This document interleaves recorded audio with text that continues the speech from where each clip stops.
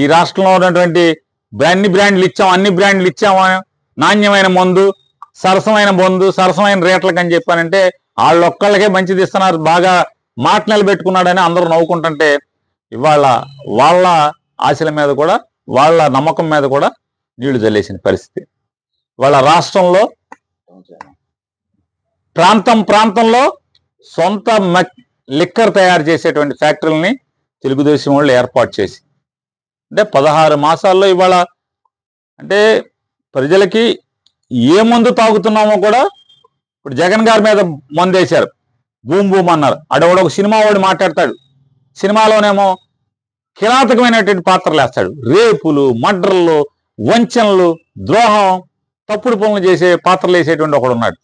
ఆడితో చేయించారు boom boom. ఈ భూమి ఎక్కడదని, అరే నాన్న బూమ్ బూమ్ ఇప్పుడు కూడా ఉంది, బూమ్ బూమ్ ఇక్కడ చంద్రబాబు నాయుడు పాలనలో కూడా బూమ్ బూమ్ ఉంది. అసలు బూమ్ బూమ్ తెచ్చిందే చంద్రబాబు నాయుడు.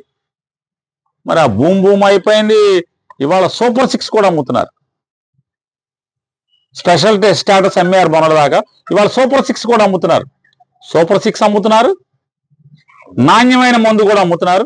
ఏది బ్రాండ్ ఇది, నాణ్యమైన మందు అనే బ్రాండ్.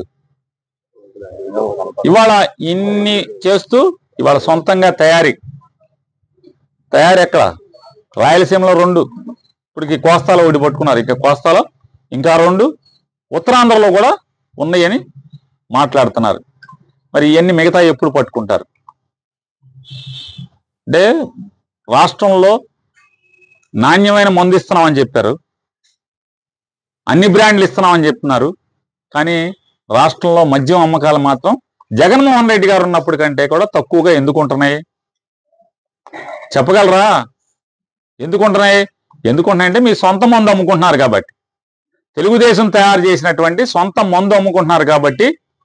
ఇవాళ మందు తయారు చేయడానికి ఆఫ్రికా వెళ్ళి ట్రైనింగ్ టీడీపీ వాళ్ళందరూ కూడా శిక్షణా తరగతులు పెట్టి, ఆఫ్రికాలో మద్యం తయారు చేసేటువంటి శిక్షణా తరగతులు పెట్టి ఆఫ్రికా నుంచి ట్రైనింగ్ ఇప్పించి తీసుకొచ్చి వాళ్ళ ఇక్కడ మద్యం తయారు చేస్తున్నారు.